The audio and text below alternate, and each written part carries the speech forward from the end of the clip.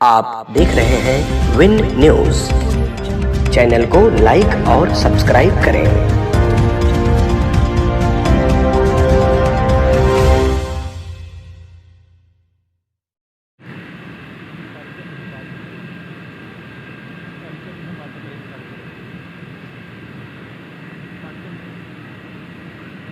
शारदीय नवरात्रि के आज के इस पावन कार्यक्रम महाअष्टमी पर जंगल कोड़िया विकास खंड से जुड़े हुए आप सभी नागरिकों के लिए प्रदेश सरकार के द्वारा आज पूज्य महाराज जी के नाम पर महाविद्यालय का उद्घाटन कार्यक्रम और उनकी भव्य प्रतिमा का अनावरण का कार्यक्रम यहाँ पर संपन्न हुआ है। मैं इस अवसर पर मंच पर उपस्थित प्रदेश सरकार में मेरे वरिष्ठ सहयोगी उप मुख्यमंत्री डॉक्टर दिनेश शर्मा जी, उच्च शिक्षा विभाग की राज्य मंत्री श्रीमती नीलिमा कटियार जी, भारतीय जनता पार्टी के क्षेत्रीय अध्यक्ष डॉक्टर धर्मेंद्र सिंह जी, माननीय सांसद श्री रवि किशन जी, माननीय सांसद प्रवीण कुमार निषाद जी, जयप्रकाश निषाद जी, जिला पंचायत की अध्यक्ष श्रीमती साधना सिंह जी, महापौर श्री सीताराम जायसवाल जी, माननीय विधायकगण श्री फतेह बहादुर सिंह जी, श्री शीतल पांडे जी, श्रीमती संगीता यादव जी, श्री संत प्रसाद जी, डॉक्टर विमलेश पासवान जी, श्री महेंद्र पाल सिंह जी, जिलाध्यक्ष युधिष्ठिर सिंह जी, मत्स्य विकास निगम के अध्यक्ष श्री रमाकांत निषाद जी, ब्लॉक प्रमुख जंगल कोड़िया से ब्रजेश यादव जी, विजय शंकर यादव जी, गोरख सिंह जी, आज के इस कार्यक्रम में उपस्थित कैंपियरगंज विधानसभा क्षेत्र से जुड़े हुए सभी उपस्थित भाइयों बहनों, इस महाविद्यालय के इस उद्घाटन कार्यक्रम में यहाँ पर उपस्थित उच्च शिक्षा के प्रमुख सचिव, गोरखपुर के जिलाधिकारी, वरिष्ठ अधिकारीगण, क्षेत्रीय उच्च शिक्षा के अधिकारी, विद्यालय के प्राचार्य और अन्य सभी सम्मानित आचार्यगण, और इस विद्यालय में मुझे बताया गया कि 460 बच्चों ने एडमिशन लेकर के आज यहाँ पर उपस्थित हुए हैं। मैं उनका सरस्वती वंदना का कार्यक्रम भी देख रहा था। ग्रामीण पृष्ठभूमि के बच्चे इतनी गुणवत्ता के साथ सरस्वती वंदना का एक कार्यक्रम आयोजित करें, ये बहुत सराहनीय है। और इस अवसर पर मैं आप सभी मंचस्थ उपस्थित और यहाँ पर इस कार्यक्रम में उपस्थित आप सभी लोगों को शारदीय नवरात्रि की बधाई देता हूँ। महाविद्यालय प्राप्त होने पर भी बधाई और अभिनंदन आप सबके प्रति व्यक्त करता हूँ। आप सब जानते हैं कि पूज्य महाराज जी 4-5 बार यहाँ से विधायक थे। उस समय मानीराम विधानसभा क्षेत्र पड़ता था। 5 बार विधायक और 4 बार सांसद थे। और इस क्षेत्र में मुझे लगता है कि कोई बिरला ही परिवार रहा होगा जिससे उनका एक आत्मीय संबंध रहा हो। आज से 25 साल पहले, 30 साल पहले, अब जिन लोगों की उम्र 40 साल, 45 साल, 50 साल, 60 साल या इससे अधिक है, वे प्रत्यक्ष या अप्रत्यक्ष रूप से पूज्य महाराज जी से जुड़े हुए थे। गोरखपीठ की परंपरा ये केवल आध्यात्मिक और धार्मिक मात्र नहीं थी। धर्म को व्यवहारिक रूप से जीने का कार्य अगर किसी ने किया था तो वह गोरखपीठ के आचार्यों ने किया था, जहां पर धर्म केवल उपासना विधि तक सीमित नहीं रहेगी बल्कि इसका व्यवहारिक स्वरूप कि इस लोक में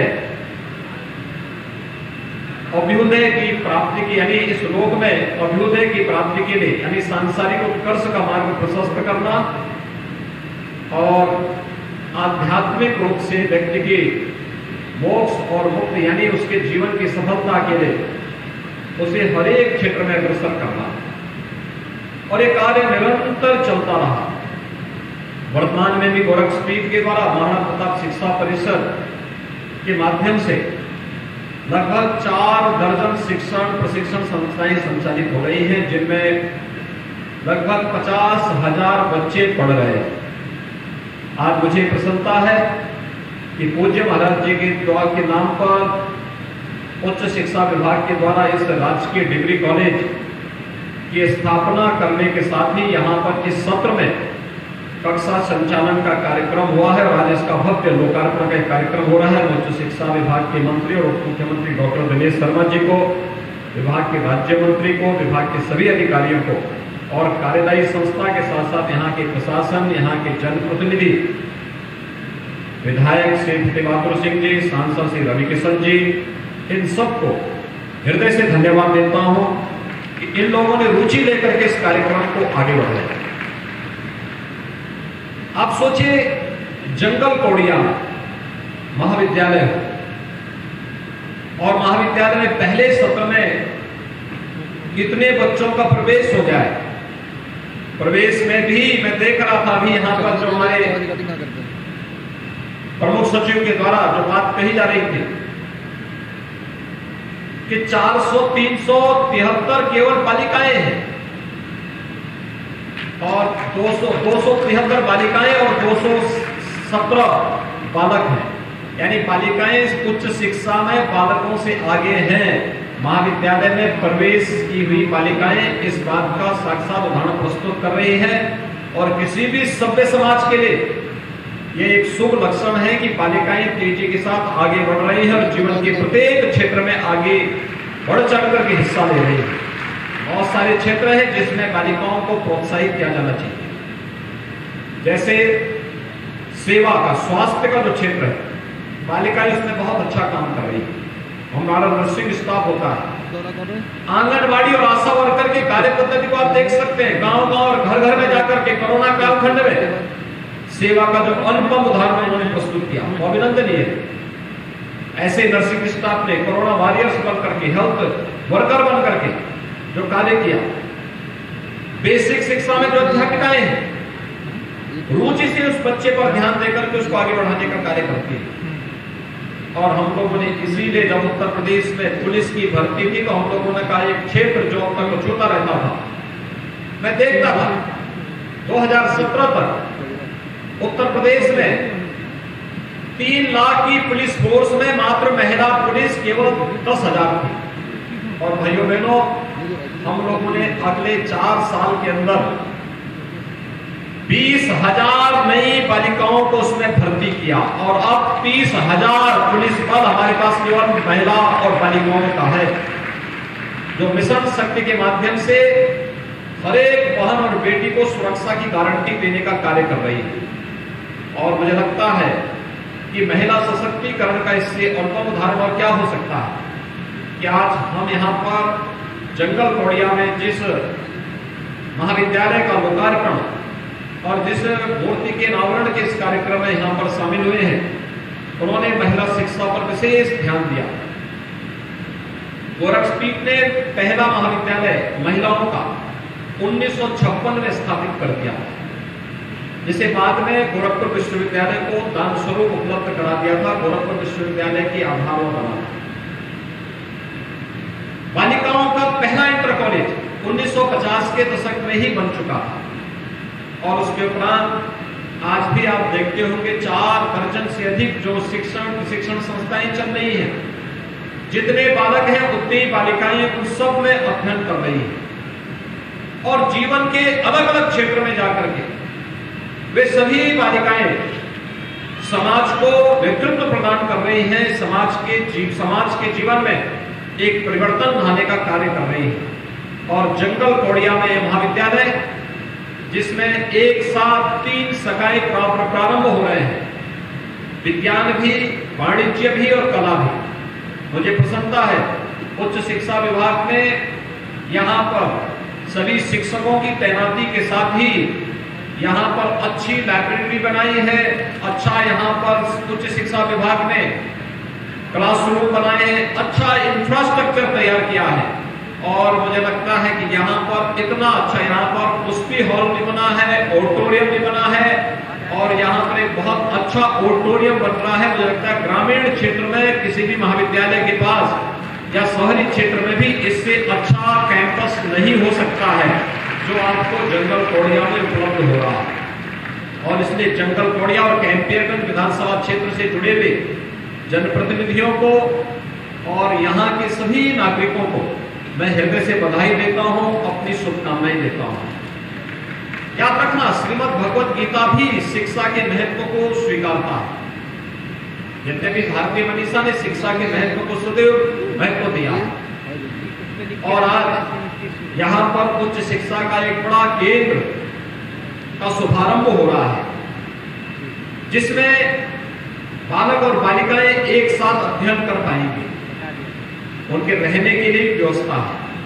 60 बालिकाएं और लगभग इतने ही बालक इस कैंपस में छात्रावास में अच्छी सुविधा के साथ रह पाएंगी। यह सुविधा 2 छात्रावास भी यहाँ पर दिए गए। खेल कूद की एक अच्छी व्यवस्था, बहुत शीघ्र यहाँ पर ये स्टेडियम भी बनकर के पूरा तैयार होगा। और मुझे लगता है कि खेल कूद की गतिविधियों के साथ न केवल महाविद्यालय बल्कि आसपास के इंटर कॉलेजेस को भी इसके साथ जोड़ने की आवश्यकता है।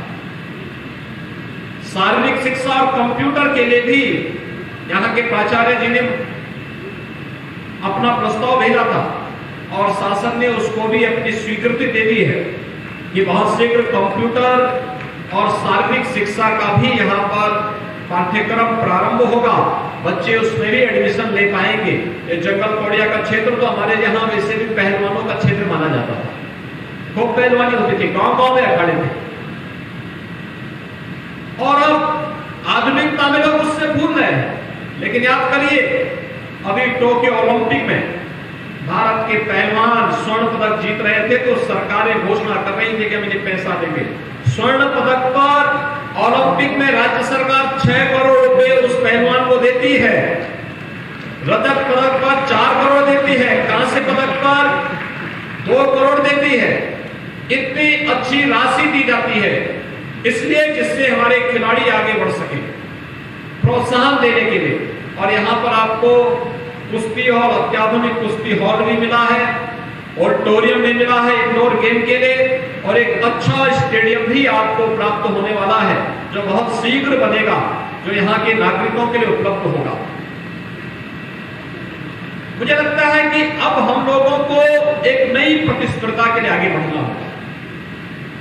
जीवन में सफलता स्वस्थ प्रतिस्पर्धा से आगे बढ़ सकती है, और स्वस्थ प्रतिस्पर्धा से हम लोग अपने जीवन को उज्जवल बना सकते हैं, आगे बढ़ा सकते हैं। और मुझे लगता है शिक्षा के क्षेत्र में इस महाविद्यालय को वह एक नया प्रतिमान स्थापित करना पड़ेगा।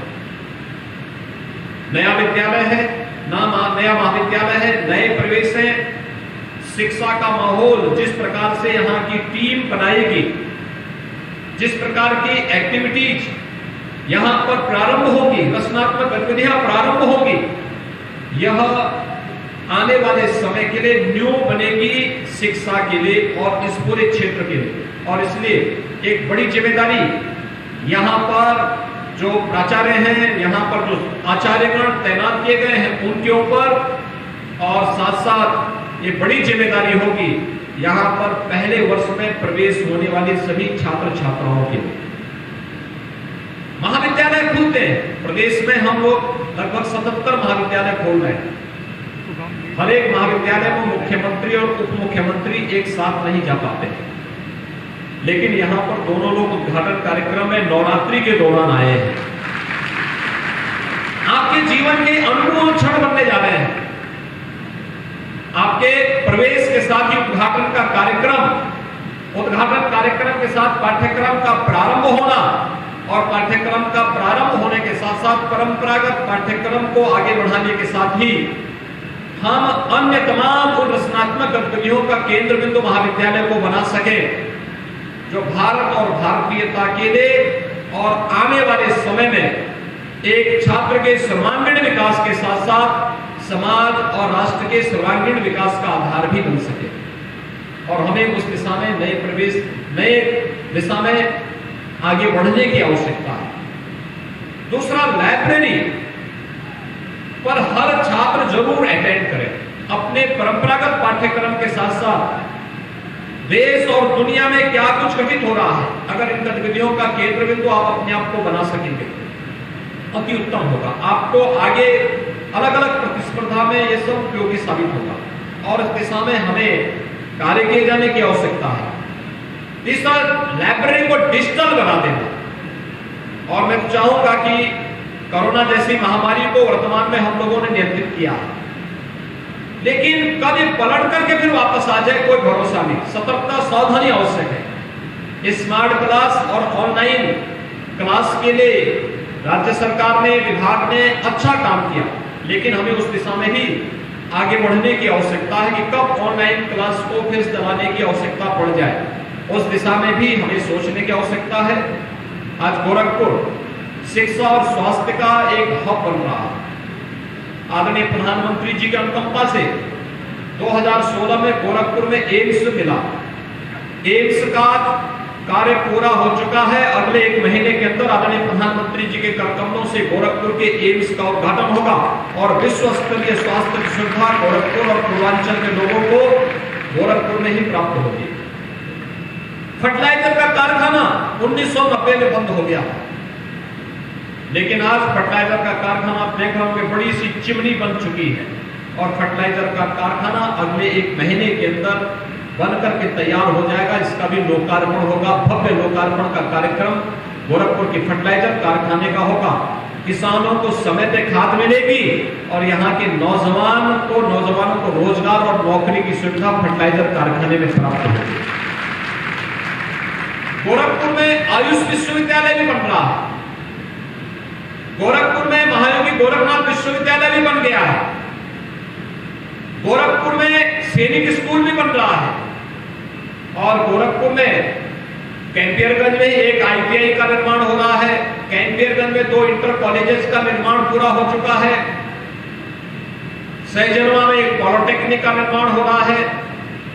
पिपराइच में चीनी मिल का निर्माण होकर के वहां पे चीनी उत्पादन का कार्य भी प्रारंभ हो चुका है। यानी जो विकास अब तक बंद था, उस विकास का रास्ता खोला है भारतीय जनता पार्टी की सरकार ने। और भाइयों बहनों, जब विकास आगे बढ़ता है तो यह प्रत्येक नागरिक के जीवन में भी परिवर्तन लेकर के आता है। आज ये चौड़ी सड़कें हैं, बिजली है, जो राशन मिल रहा है। सरकारें पहले भी थी, तब सड़कें अच्छी नहीं थी। सरकारें पहले भी थी, तब बिजली नहीं आती थी। सरकारें पहले भी थी, तब जंगल कोड़िया में महाविद्यालय, ITI और इंटर कॉलेजेस नहीं बन पाए थे। सरकारें पहले भी थी, तब गरीबों को राशन नहीं मिल पाता था। सरकारें पहले भी थी, तब सुरक्षा की गारंटी न पहल बेटियों को थी, और न व्यापारियों को थी, न किसी संभ्रांत परिवार को थी। लेकिन भाइयों बहनों, आपने 2014 के बाद बदलते हुए भारत को देखा है। बिना भेदभाव के शासन की योजना हर गरीब को मिलना, जिसके पास मकान नहीं उसको आवास की सुविधा, जिसके पास शौचालय नहीं उसके घर में शौचालय बनाने की व्यवस्था, जिसके पास विद्युत का कनेक्शन नहीं। मुझे याद है अब बढ़नी गांव में बिजली नहीं थी, और बढ़नी गांव में बिजली पहुंचाने के लिए मुझे 1998 में 10 लाख रुपए देने पड़े थे। 1 करोड़ की सांसद निधि थी, उसमें 10 लाख रुपए मैंने एक गांव के लिए दिए थे, और आज बिना मांगे हर गांव में बिजली का कार्य हो रहा है। हर गांव में बिजली पहुंचाई जा रही है, पर्याप्त मात्रा में बिजली मिल रही है। पहले धान का क्रय नहीं होता था। यहाँ पे जंगल कोड़िया में प्रधान जी हैं रामचंद्र सिंह जी, जिनकी खेती बाड़ी है, और ये खेती बाड़ी के कार्य से जुड़े हुए हैं। उनको अपना धान, अपना गेहूं, अपना केला कुछ भी बेचना होता था, पैसा नहीं मिलता था, दाम नहीं मिलता था। और आज क्रय केंद्र जगह जगह लगते हैं, और न्यूनतम समर्थन मूल्य पर सभी किसानों की उपज को खरीदने का कार्य भी सरकार कर रही है और पैसा डीबीटी के माध्यम से खाते में, किसान के खाते में देने का कार्य हो रहा है। भाइयों बहनों, ये बदलाव उत्तर प्रदेश है। आज सुरक्षा सबको, पर्व और त्योहार शांतिपूर्ण तरीके से, यानी पर्व और त्योहारों में आप देखते होंगे पहले पर्व और त्योहार आते थे, कर्फ्यू लग जाता था, और आज पर्व और त्योहार आते हैं, कोरोना भी आपके यहां से भाग जाता है। पर्व और त्योहार शांतिपूर्ण और सौहार्दपूर्ण तरीके से आप सब मनाने के लिए स्वतंत्र हो जाते हैं। नेक नियति से जब कार्य होता है तो वह परिणाम भी देता है और ईश्वर भी उसमें मदद करता है, और आज उत्तर प्रदेश में यही हो रहा है। कोरोना था, जब पर्व त्योहार नहीं थे, कोरोना चरम पर था। कोरोना का उत्तर प्रदेश वासियों ने प्रधानमंत्री जी के मार्गदर्शन में नियंत्रित किया, पर्व और त्योहार आए, आज हम लोग कोरोना को पूरी तरह रोकने में सफल हो गए हैं और पर्व और त्योहार शांतिपूर्ण तरीके से हम मनाने का भी कार्य करेंगे। आज के इस अवसर पर जब विकास तेजी के साथ आगे बढ़ रहा है, उत्तर प्रदेश देश की एक उभरती हुई अर्थव्यवस्था के रूप में आगे बढ़ा है, यानी कोई कल्पना भी नहीं करता था। 2017 के पहले लोग सोचते थे उत्तर प्रदेश में विकास करेगा क्या, उत्तर प्रदेश का भी योगदान होगा। देश की जितनी योजनाएं थी सब में उत्तर प्रदेश सबसे पीछे हो रहता था, और आज देश की 44 ऐसी प्रमुख योजनाएं हैं जिनमें उत्तर प्रदेश नंबर 1 पर है, नंबर 1 पर। यह है नया उत्तर प्रदेश। दुनिया का सबसे अच्छा निवेश आज उत्तर प्रदेश के अंदर हो रहा है, भारत के अंदर उत्तर प्रदेश के अंदर हो रहा है। सुरक्षा का सबसे अच्छा वातावरण आज उत्तर प्रदेश के अंदर है, और उत्तर प्रदेश आज एक नए उभरते हुए उत्तर प्रदेश के रूप में आगे बढ़ रहा है। ये उभरता हुआ उत्तर प्रदेश सभी के सहयोग से हम सबको, उत्तर प्रदेश वासियों को मिलकर के अपनी इस ताकत का एहसास कराना है। ये हमें उत्तर प्रदेश को देश की अग्रणी अर्थव्यवस्था के रूप में आगे बढ़ाना है। मुझे कार्यक्रम में आने में देर लगी। आज आदरणीय प्रधानमंत्री जी ने देश को एक नई योजना दी है। वह नई योजना है गति शक्ति की। गति शक्ति की एक नए युग में कैसे हम इंफ्रास्ट्रक्चर का एक नया मॉडल दे सकें, और इसके माध्यम से बड़े बड़े प्रोजेक्ट लेकर के, कहीं एक्सप्रेस हाईवे, कहीं मल्टी मॉडल टर्मिनल की स्थापना, कहीं पर हाईवे, बड़े बड़े हाईवे का निर्माण करके, कहीं पे एयरपोर्ट का निर्माण करके। अभी 20 अक्टूबर को प्रधानमंत्री जी का आगमन कुशीनगर में हो रहा है। एक नए इंटरनेशनल एयरपोर्ट के उद्घाटन कार्यक्रम में प्रधानमंत्री जी का कार्यक्रम कुशीनगर में प्राप्त होगा। मेडिकल के क्षेत्र में हर जनपद में एक नया मेडिकल कॉलेज हम लोग दे रहे हैं। पहले मेडिकल कॉलेज केवल गोरखपुर में था, महाराजगंज, सिद्धार्थनगर, बस्ती, संत कबीरनगर, कुशीनगर, देवरिया, मऊ, बलिया, बलरामपुर, गोंडा, बहराइच, श्रावस्ती, कहीं मेडिकल कॉलेज नहीं था। अयोध्या में मेडिकल कॉलेज नहीं था, सुल्तानपुर में नहीं था, प्रतापगढ़ में नहीं था, जौनपुर में नहीं था, गाजीपुर में नहीं था, चंदौली में नहीं था। और आज भाइयों बहनों मैं बोल रहा हूं, आप नोट करते जाइए। आज देवरिया में भी एक मेडिकल कॉलेज है, कुशीनगर में भी हम लोगों ने एक मेडिकल कॉलेज दे दिया है। प्रधानमंत्री जी से 20 तारीख को उसका शिलान्यास कराने जा रहे हैं। सिद्धार्थनगर में मेडिकल कॉलेज इस सत्र में प्रारंभ होने जा रहा है। बस्ती में मेडिकल कॉलेज हम लोग बना करके पिछले सत्र में प्रारंभ कर चुके हैं। बलरामपुर में एक मेडिकल कॉलेज दे दिए हैं। गोंडा में भी नया मेडिकल कॉलेज का शिलान्यास करने जा रहे हैं। बहराइच में विगत सत्र में हम मेडिकल कॉलेज प्रारंभ कर चुके हैं। अयोध्या में मेडिकल कॉलेज पिछले सत्र में प्रारंभ कर दिए हैं। सुल्तानपुर में भी एक नया मेडिकल कॉलेज हम लोगों ने दे दिया है। प्रतापगढ़ में भी एक नया मेडिकल कॉलेज हम लोगों ने दे दिया है। जौनपुर में भी मेडिकल कॉलेज दे दिया है। चंदौली में मेडिकल कॉलेज मैं भी शिलान्यास किया हूं एक सप्ताह पहले जाकर के चंदौली में। और गाजीपुर में भी मेडिकल कॉलेज का शुभारंभ इसी महीने प्रधानमंत्री जी के कर कदमों से हम प्रवेश, बच्चों का प्रवेश करके, एडमिशन करके वहां भी प्रारंभ करने जा रहे हैं। आप सोचिए, पहले एक भी मेडिकल कॉलेज नहीं था, कितने मेडिकल कॉलेज हम लोगों ने बना दिए। यानी सोच ईमानदार होती है तो काम ऐसे ही दमदार होता है। दमदार काम जो दिखाई दे।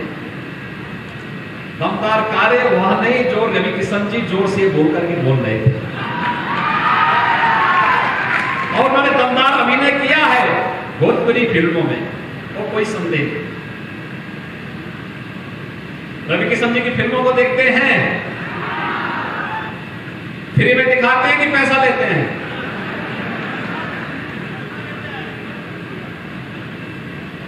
पैसा लेते हैं या फ्री में? फ्री में।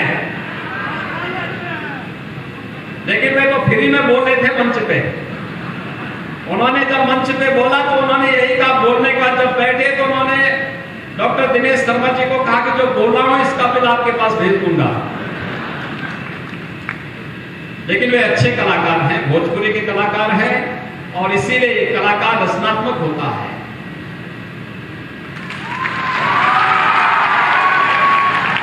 उस रचनात्मकता का लाभ आप लोगों को प्राप्त हो सके,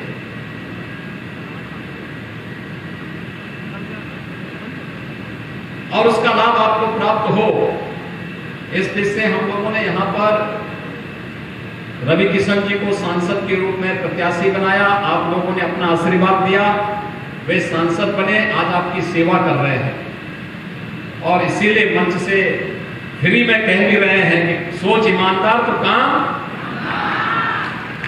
इसीलिए करने की इतना बोलने पे उनका लाखों का बिल बन गया होता। और इसलिए भाइयों बहनों, मैं आप सबको शारदीय नवरात्रि पर यह महाविद्यालय आपको प्राप्त हुआ है।